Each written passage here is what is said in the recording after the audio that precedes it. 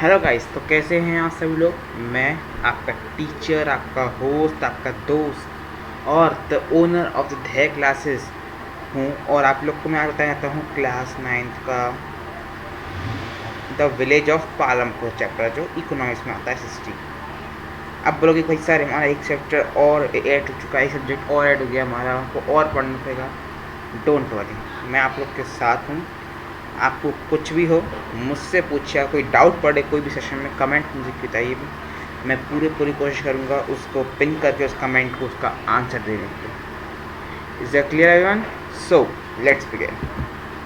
आज हम सबसे हमारा टॉपिक है इंट्रोडक्शन पढ़ेंगे, फिर उसके बाद ऑर्गेनाइजेशन प्रोडक्शन पढ़ेंगे, फिर फार्मिंग पढ़ेंगे पालमपुर में, और the most important thing is the most important one mark question, and at last I will give you homework also. Is that clear? Okay, wait, I have to check something.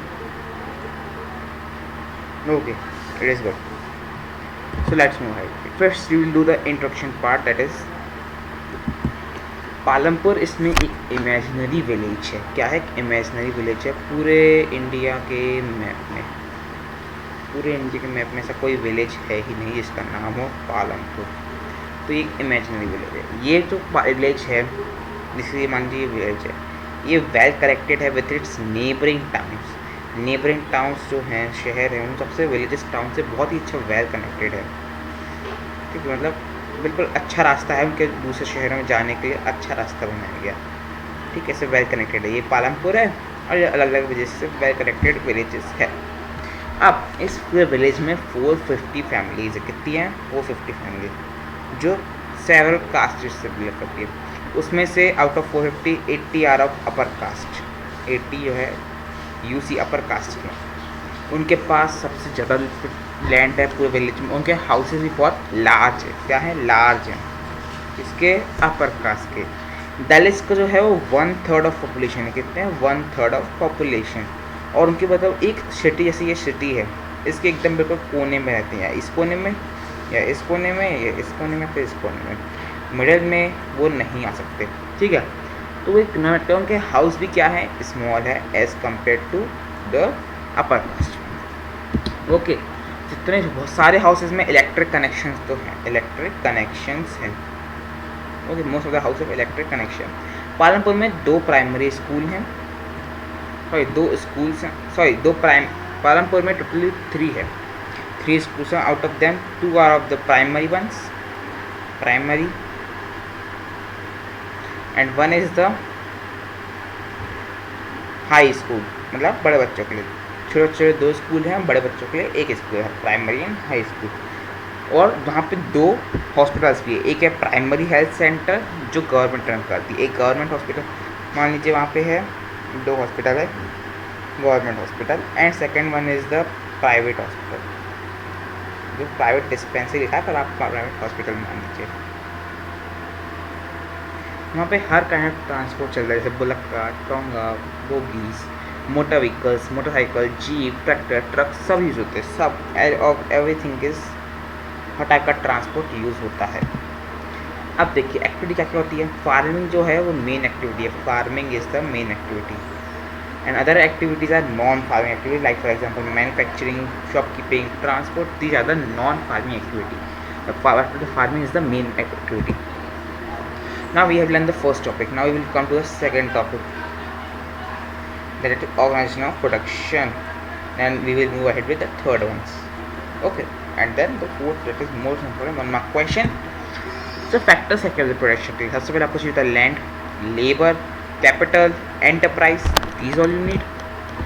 First requirement क्या आपकी क्या थी? Land और labour. पानी चाहिए, forest चाहिए, mineral चाहिए, सब चाहिए।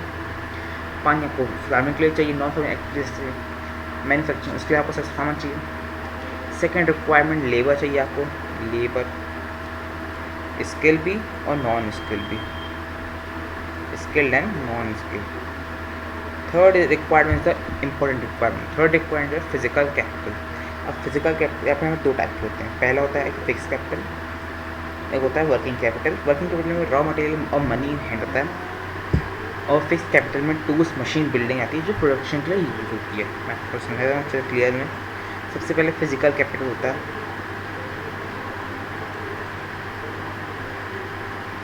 कैपिटल, इसके दो टाइप्स होते हैं, वर्किंग कैपिटल और फिक्स कैपिटल। फिक्स कैपिटल में बहुत सारी चीज़ आती हैं जो आपको मतलब यूज़ होती है प्रोडक्शन के लिए, और वर्किंग कैपिटल में मनी इन हैंड और ये सब लेबर ये सब आते हैं। ठीक है, is that clear? Okay. Fourth requirement होती है नॉलेज और एंटरप्राइजेस। फोर्थ रिक्वायरमेंट होती है नॉलेज और एंटरप्राइज। अब इसका पर्पस क्या होता है? इन चारों फैक्टर्स को साथ में डाल के together what you have to do, you have to make a product or your which you have to sell in the market। अब इन चारों को मिला के, इन फैक्टर्स को मिला के अपन ने उनको एक प्रोडक्ट बनाया। उस प्रोडक्ट उस प्रोसेस को बोलते हैं human capital. This process is known as human capital. Okay, अब हमें थर्ड पे आ गए हैं, कौन सा? Farming in Palampur. फार्मिंग में पालमपुर सबसे पहले लैंड फिक्स है। फार्मिंग जो सबसे आपको पता है मेन प्रोडक्शन एक्टिविटी है, तो यहाँ पे लैंड फिक्स है। 78% जो होते हैं वो फार्मिंग पे डिपेंडेंट है पालमपुर विलेज में फॉर द लाइवलीहुड। 1960 से कोई एक्सपेंशन नहीं हुआ लैंड में, एरिया में अंडर कल्टीवेशन। कुछ वेस्टलैंड है विलेज में और जो कन्वर्ट किए गए हैं कल्टीवेबल लैंड में। कुछ वेस्टलैंड थे जो कन्वर्ट किए हैं कल्टीवेबल लैंड में। सेकंड कोई वे है एक ही लैंड पे एक से ज़्यादा क्रॉप करने का। रेनी सीजन पे फार्मर से खरीद कर ज्वार बाजरा।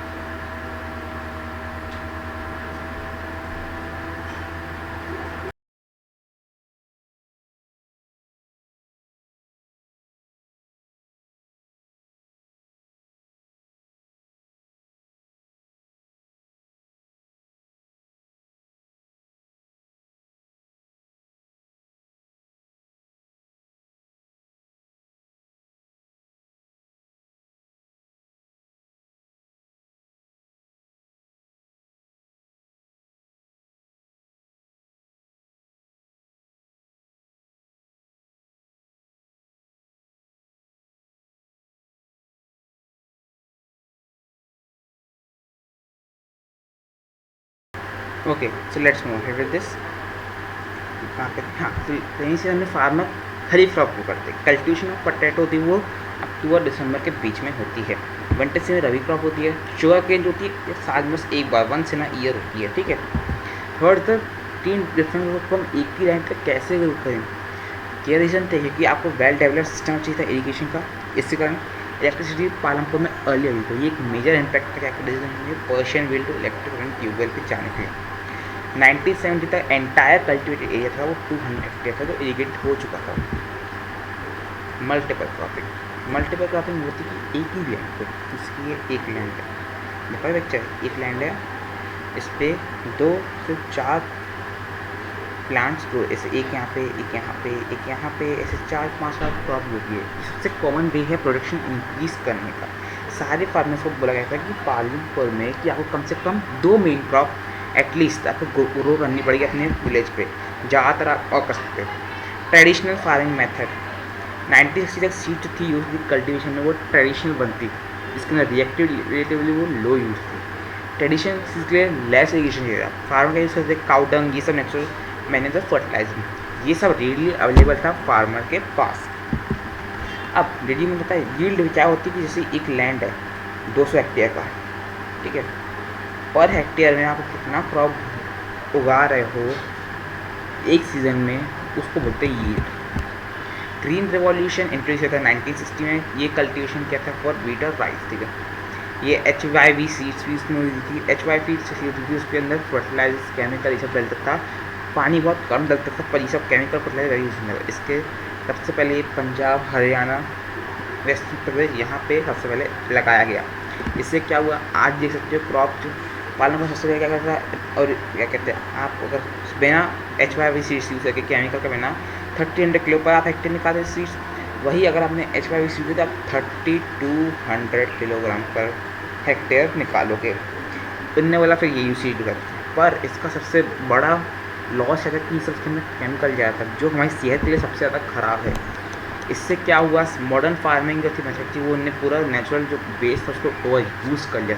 उसको यूज़ नहीं, ओवर यूज़ कर लिया, मतलब पूरा ख़राब हो गया। देखिए ज़मीन ऐसे ख़राब हो गई पूरी, ग्रीन रेवोल्यूशन जो सॉइल फर्टिलिटी लॉस हो चुकी है उसको इंक्रीज करने के लिए without the use of chemical fertiliser, इसीलिए आज ग्रीन रेवोल्यूशन चालू है और लोग को बोल रहे हैं कि आप उन चीज़ का यूज़ मत कीजिए, केमिकल फर्टिलाइजर यूज़ मत कीजिए। आज भी अगर कोई मार्केट जाता है तो क्या देखते हैं, पहले देखते हैं भैया से पूछते हैं ना कि ये ऑर्गेनिक फार्मिंग से उगाया गया कि नहीं उगाया गया। इसलिए ऑर्गेनिक फार्मिंग भी आज ये सब फार्मिंग इंट्रोड्यूस की जा रही क्यों, क्योंकि यहाँ पे उस HYY सीड्स ने हमारे इतना लॉस बता दिया कि उस लॉस को हमको अब ओवरकम करना है। ठीक है, continuous use of ground water का ट्यूब रहेगा तो उससे क्या हो गया, वाटर टेबल जो थी वो ग्राउंड से भी बिलो चली गई। अब पानी बिल्कुल नीचे तक है ही नहीं, क्यों, क्योंकि उनने उस शीशे का इतना सारा पानी यूज़ कर लिया। मॉडर्न इरिगेशन है कि अब बिल्कुल पानी है ही नहीं। Soil fertility of ground water जो थी वो बिल्ट अप हुई थी ओवर मैनी ईयर्स। अब फोर्थ है कि लैंड कैसे डिस्ट्रीब्यूट है पावर के विलेज में फार्मर्स को, पीपल जो एग्रीकल्चर में उनके पास कोई सफिशिएंट लैंड है हेल्थ कल्टिवेशन के लिए। पालन में 1/3 ऑफ 450 से 1/3 आप निकाल लोगे तो फैमिलीज थी वो लैंडलेस थी, मतलब सिर्फ 150 फैमिलीज़ के पास था लैंड। 240 फैमिली जो थी वो 2 हेक्टेयर से कम के प्लॉट्स में अपना कल्टिवेटिंग करती थी। 60 फैमिली थी जो 2 हेक्टेयर से ज़्यादा करती थी, उसके अंदर मीडियम और लार्ज फार्म थे, 2 हेक्टेयर से ज़्यादा करती थी। ठीक है, and the fourth thing, the most important thing, the most important 1 mark question. इसको थोड़ा देखते हैं थोड़े ध्यान से। इसके 3-4 क्वेश्चन होंगे, जितने क्वेश्चन होंगे आपको सब होमवर्क दूंगा। इसका क्या करोगे, आपको आंसर कमेंट सेक्शन दिया है, और जो सभी इस सेशन का अगर सबसे अर्लीस्ट 5 आंसर जो बच्चा देगा उसके साथ उसको मेरे साथ इंटरेक्शन होगा मेरा on YouTube. Okay, so please जल्दी से थोड़ा ध्यान दीजिएगा। सबसे पहले तो ये होमवर्क है आपका क्वेश्चन पढ़ने से पहले, which is the main source of the earning money in the village Palanpur. Village Palanpur सबसे अर्निंग सोर्स, मेन सोर्स क्या है मनी अर्न करने का पालनपुर में? Transporting, dairy farming, shopkeeping. ठीक है, बताना है थोड़ा। Second is also homework, concept of green revolution किसके यूज से एसोसिएट था? Pesticide, chemical fertiliser, HYY seeds, all of these. And now the homework question arises also, what is the following, which of the following is the working capital? Working capital क्या है? Cash, tools, furniture, machine. This 3 questions are your homework and that was all from my side. कोई भी doubt पड़ता है comment section दिया है नीचे, उससे अपने आप से डाल सकते हैं। ठीक है, तो आज के लिए इतना ही था। अब हम मिलते हैं हमारे नेक्स्ट सेशन में, तब तक के लिए bye bye, good day, stay safe, stay home.